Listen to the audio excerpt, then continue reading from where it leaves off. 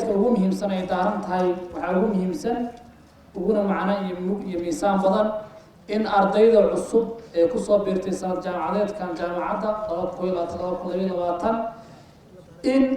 xogta ugu muhiimsan ee jaamacadda halkan lagu kala qaato sidoo kale in la iska warhayo mar walba iyo mar kasta jaamacadda Boosaaso waxay ku hawlan tahay una taagan tahay tiirnaxaadka kuwaadna u ah inay ka faa'iidaysato dardar geliso awoodda iyo maskaxda iyo jiilka soo koraya jaamacadda qaybta ka noqdeen ay kala kaashato aqoonteeda ay qayb ka noqoto maadaama 3 tiir oo muhiim ah ay jaamacaddu ay ka kooban tahay qaybta maamulka iyo qaybta macallimiinta oo ah dadka operationka shaqada hayay iyo ardayda oo ah dadka tiirka ugu muhiimsanaa sidaa darteed jaamacaddu waxay rasleenahay gaar bay la tahay waxaa koob ka ah mar walba ardayda in waji wanaagsan lagu soo dhaweeyo qaybna laga wada qaato baahida bulsho ee ka dhex jirta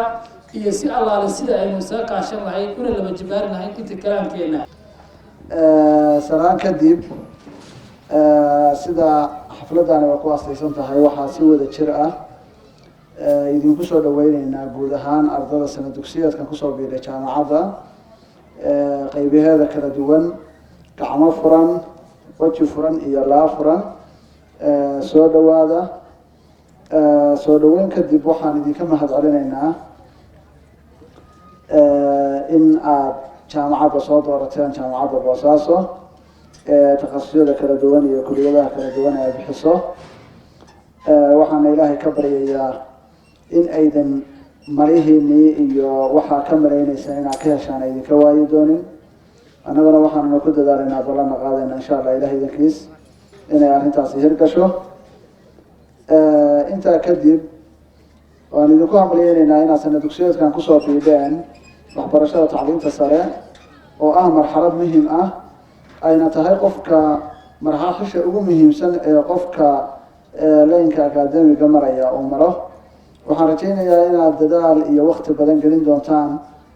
sanadaha ilaahay dankiis aad waxbarashada wadi doontaan waa sanado kooban waa waqti u baahan in looga faa'iideysto sida ay tahay insha allah kolley waxaa jiri doona kelmad kaamila oo ku saabsan sida aad waqtigiina uga faa'iideysan doontaan waxaan rajaynaynaa qof walba niyaddii kusoo galay waxbarashada tacliinta sare in aad iyo aad uga faa'iideysan doontaan doctorka aad iyo aad buu mahadsan yahay waxaa ugu muhiimsanaa waxyaalaha aynu hoosta ka xariiqnay in dhammaan kulliyadaha jaamacadda ka baxa ay yihiin kulliyado ka turjumaya baahida bulshada waxaana nasiib u yeelateen kulliyadaha inaad dhammaantiinba qayb aad ka noqoteen waxaan ilaahay ka rajaynayaa si habsami leh heer sare macno leh inaad uga faa'iidaysataan waxaan rabaa inaan u yeero doctor Axmed Xasan suu inuu kala hadlo kelmad muhiimadeedu ay tahay maamulidda waqtiga akhriska iyo cilmi baarista. السلام عليكم ورحمة الله وبركاته. aad baan ugu faraxsannahay guud ahaan maamulka iyo shaqaalaha iyo macallimiinta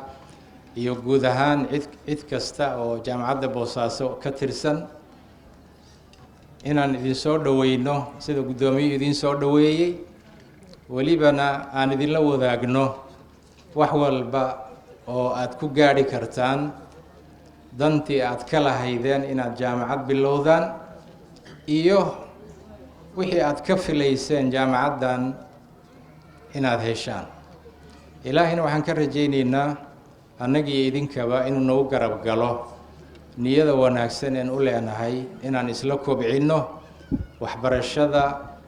dalkan aynu u dhalanay ee Soomaaliyeed gaar ahaan magaaladan aan degannahay marka koobaad intaan mowduuca u gelin waxaan u malaynayaa ardayda jaamacadaha isqortay sanadkan waa arday da'doodu laga yaabo inay ugu sarreyso ugu weyn tahay ama ugu badan tahay sida caadiga marka la fiiriyo 20 jir 19 jir 21 jir da'daasay ku jiraan laakiin xog yar baan idinka siinayaa oo ku saabsan waxbarashadu inaysan ku xidhnayn waqti dheer inaad u baahan tahay anigu markaan jaamacadda bilaabay jaamacadda koowaad 42 sano jir markaan digriga bilaabay 42 jir baan ahaa 7 caruurana waan lahaa waddan shisheeyaan weliba u doontay carruurta waa ka tegey dugsigayga sare iyo jaamacaddayda koowaad 22 sano u dhexeeyay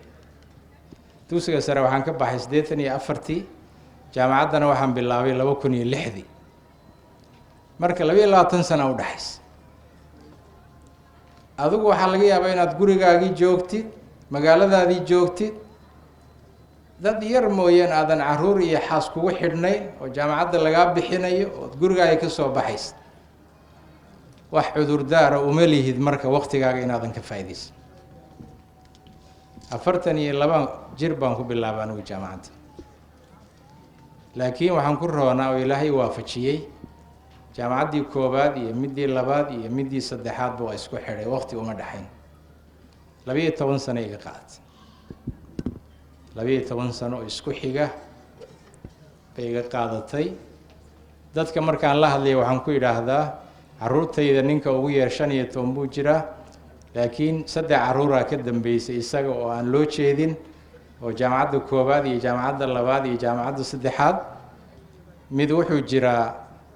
12 sano midna wuxuu jiraa 7 sano midna wuxuu jiraa 5 sano markay maxaan ku yidhaahdaan madaxa gacanta saaraan see ilmahaaga 15 uu jiraa ugu yar dee 3 kalaa ka dambeysay baan dhan laakiin adiga ma fahmaysid in qaabkay u jiraan iyo wax noocaas kale marka nabigeena calayhi salaatu wassalaam iyo ambiyada oo dhanna imisaa lagu soo diri jiray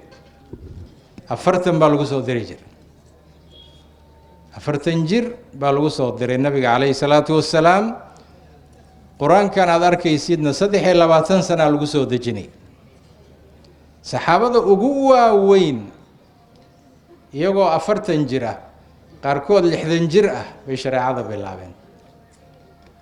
cilmiga marka waxa asaas u ah oo hadda aan u keenay taariikhdaas cilmiga barashadiisa iyo ka gungaadhidiisa waxa asaas u ah adigu niyada aad hayst iyo sida waxaan uu kaaga go'an yahay idinku isku daa baad fasalka fadhiisanaysaan markaan digriiga dhameeyay ba waxaan Malaysia u aaday Manchester markaan Malaysia aaday waxaan jiray 46 ama 47 arday digriiga hadda soo dhameysay oo 22 iyo 24 jira baan isku fasal fadhiisan kaliya waxaan ku roonaa markaa garku cirro badan ma lahayn 2 iyo 3 iyaba ku yiri oo cirradu iguma soo degdegin intaan digriiga intaan master iyo PhD ga wadaba cirradu soo baxday hadda lafteeda saa uma weyno bidaar xataa mali xataa ardada yaryar markaan isla fadhiisan way dhib badan yihiin ardadu da'daadii ku weydiinayaan imisa jirtaa bay ku leeyihiin da'dayda markaan 10 ka jaro ba waxa soo baxay 38 iyo meelaha markaan 10 sano ka jaro waana sida baasaboorka iigu qornayd weeyo jaamacadaha dee lama ogolayn markaad banaanka u aadaysay digriiga inay 29 gaaraan lama ogolayn ragga qaar way ogyihiin marka 10 markaad ka jirtay 38 tiray 39 madaxa maxaa ku keenay buu ku leeyahay maxaa qabanaysa intaas oo dhan nuqtada koobaad marka hadalku waxba aysan la tagin ee waxbarashada asaaska u ah suurtagalna ka dhigi karta inuu qofku waqtigiisa ka faa'iideysto waa niyada uu hayo way waxbarashadu ma gasho inuu qofku uga jeedo meesha aad tagtid ood ka soo laabatid ma gasho waxbarasho waxba ay aqbasho ma aha waxbarashadu waxay u baahan tahay waqtiga qofku uu haysto inuu marka hore ogaado horta waqtigaad haysataa intuu la egyahay ilaa wax la haysto oo la ogyahay baa la xisaabiyaa waqtigaad haysataa muxuu horta la intuu dhan yahay 24 saac siday dhaqaatiirtu yidhaahdaan ee caafimaadku ay ku taliyaan imisa saac bay ahayd doctor in la seexdo 8 waaya sideed saac maalin walba inaad seexato waqtigaaga waad ka jartay imsaa soo hadhay 24 saac 16 saac baa soo hadhay 16 saac muslim baa tahay waxyaabo cibaadaada baa lagaa rabaa diyaar garowgoodii baa lagaa rabaa 5 salaadood baa lagaa rabaa 5taas salaadood mid walba waqti bay kaa rabtaa waqti bay qaadanaysaa adiga nadaafadaadii iyo waxyaabihii kale ee suuliga iyo qubayskaagii iyo nadaafadaadiina waqti bay u baahan yihiin labiska kaliya inaad markaad guriga ka soo baxaysaa dhar gashato waqti bay u baahan yihiin sida loo kala dhar badan yahay baana waqtiga loogu kala mashquula sida loo kala culaab badan yahay 8meeyadii baan waxaan joornaal ka akhriyay gabadh 500 oo beer oo kaba lahayd joornaal caalami baa lagu soo qoray waa in markaa dhowr qol loo kireeyo way dhowr qol loo nidaamiyo way sida loo kala qalab badan yahay baa loo kala waqti dil badan yahay loo kala dil badan yahay nadaafadaadii iyo waxa soo dhan waqti bay u baahan yihiin inaad wax cuntid oo wax cabtid waqti bay ka rabtaa inaad meesha aad danta kale aadid waqti bay ka rabtaa inaad wax barasho u fadhiisato waqti bay ka rabtaa marka waxa soo dhan la isu geeyo waqtiga laga hadlayo ee la leeyahay hal laga faa'iideysto kuwaas oo dhan maaha kuwaas bani aadamka iyo makhluuqaadka kale ee bani aadamka ahayn qaybo badan baa isla qaba waqtiga laga hadlayo oo dadka lagu baraarujinayo oo lagula talinayo waa waqti yar oo la haysto oo la leeyahay ma waxaad gelisaa wax adiga dan ku ah mise waxaad gelinaysaa waxaan aakhiriya adduuntoona kugu soo laabanayn taa in la ogaado way waqtiga inaga dhaxeeya ee kulligeen aan haysano 24 saac marka la isu geeyo 4 saac kama badno marka jaamacad dhiganaysid gelin dhan baa ka baxay 8 saacna chief baa ugu tala gashay cibaadaadkii waqti baa ugu tala gashay cuntadii waqti bay ka rabtaa nadaafadaadii iyo labiskaagii waqti buu ka rabaa danahaagii kale iyo booqashadii iyo reerkii iyo waalidkii iyo qaraabadii iyo waxaas oo dhan waqti bay ka rabaan gelinna waxbaad dhigataa marka la isu geeyo 4 saac 3 saac ma dhanna waqtiga inaga dhaxeeya ee lagu tartamayo ee ama laga faa'iideysanayo ama lagu khasaarayo ma aha in qofka ardaygiisan ku xisaabtamin inuu haysto waqti ka badan dadka aan ardayda ahayn maya waqti dheeriya ma haysto waqti waa 24 saac sida waqtiga looga kala faa'iideystana waxa miisaal kuugu filan oo ku soo gabagabeynaya hadii la yiraahdo laba qaybood culimadii hore ee muslimiinta ahaa rag ka mid ah da'da ay jireen iyo sida ay waqtigooda uga faa'iideysteen iyo miisaal kale oo ku saabsan xayawaanaadkan waxaan filayaa madhabkeena shaaficiga ee qiimaha badan culimada cumdaha u ah ee looga dambeeyo imaam an-Nawawi baa ka mid ah Yahya ibn Zakariya an-Nawawi baa ka mid ah Nawawi imisa sano ku dhintaado malaynaysan imisuu jiray markuu dhimanay 45 jir buu ah markuu geeriyoonay 45 jir buu ah 45 jir buu ah 631 buu dhashay 676 waa dhintay 45 jir buu ah kutubtiisa ciidaasay ka badan yihiin 45 waxaad ka jirtaa 15 uu yaraa oo qaangaarnimadiisii uu gaadhay dabcan waa la soo diyaariyay imisa ka soo haray 34 baa ka soo haray 30 sano buu ku saabsan yahay intuu wax baranayay intuu wax xifdinayay iyo intuu wax qoray dabcan waa dareemaysaa 20 jir ka hor inuusan qoraalka bilaabin rasmiga waxaan idinku baraarujinayaa inaydan aniga iga dadaal yaraanin haddii idinkoo 20 jir aad bilowdeen anigana 42 aan ku bilaabay meel aniga aanan ka carrin idinku ka carartaan ma fiicna 42 jir iyo 20 jir ka adkaysi badan sida daahirka 20 jirka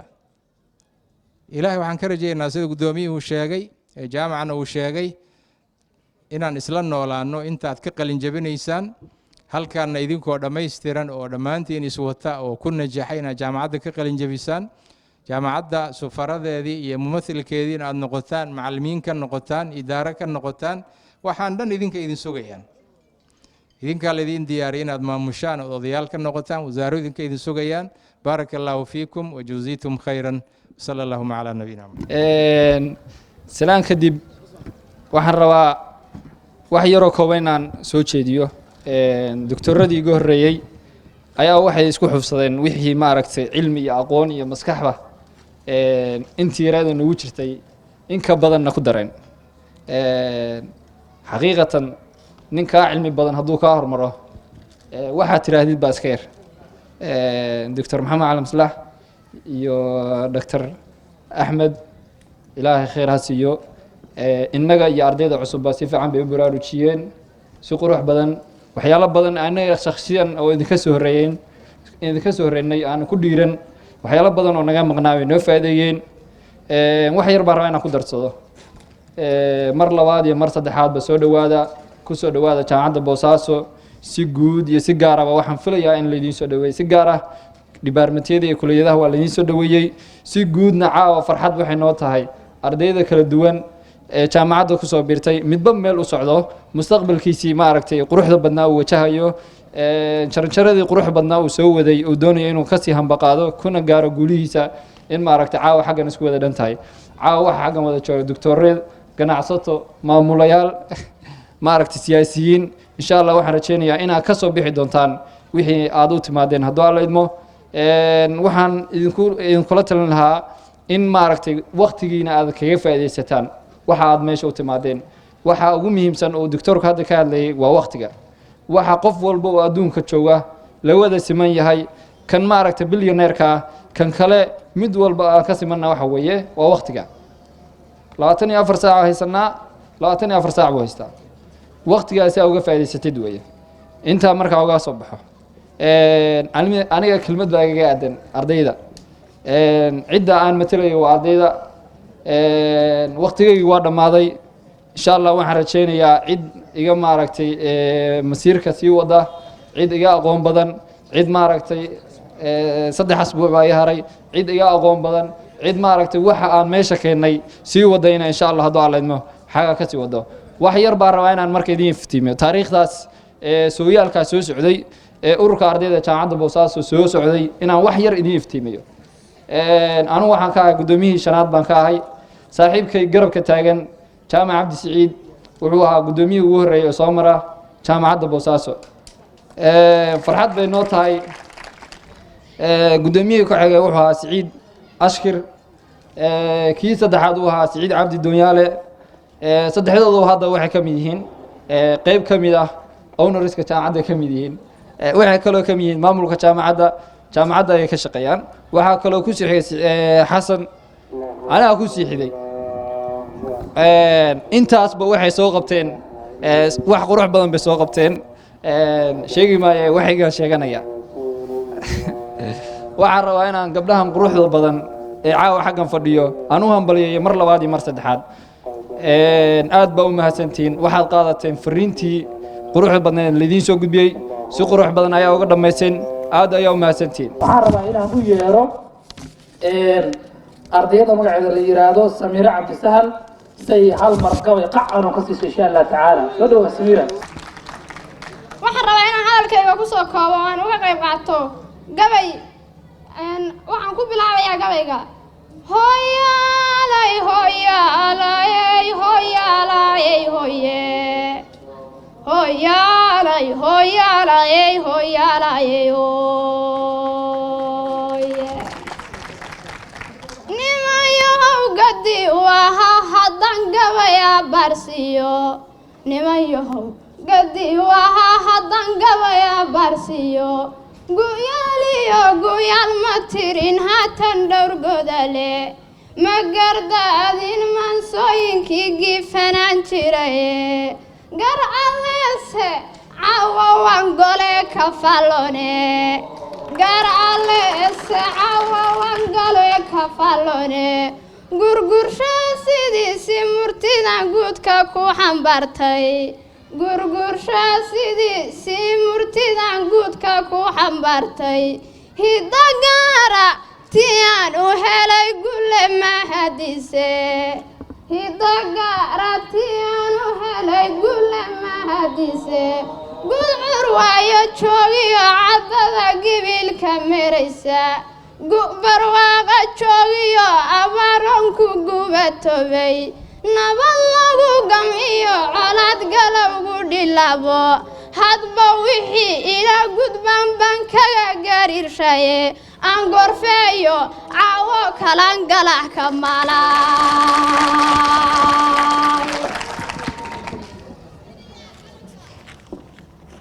aan gorfeeyo caawo kalan galax ka malaye gurbood yohow cilmiga goobaye goobta waada jooga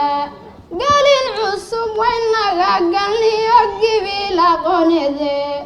oo gooba sare fananay iyo dayaxa gudkiise oo jaamacad gaarnay iyo gura tacliimede xilba guudka naga fulayo waydin garatane uguntada cilmigu waa khalqiga garashadiisii uguntada cilmigu waa khalqiga garashadiisiiye mahmah guweyn baa jirtiyo lama guuxadshane nin waliba geedku beeray buu mira ka goostaye gobonnimana waa dadalka oo ah lagama gabshane uguntada cilmigu waa khalqiga garashadiisii uguntada cilmigu waa khalqiga garashadiisiiye gundhigiisu waa anshax iyo akhlaaq oo lagu gadamaye gawaankuma uu tarmee hambaa lagu gadloodaye aragti goob fog lagu dhidbu gawe ka cushaye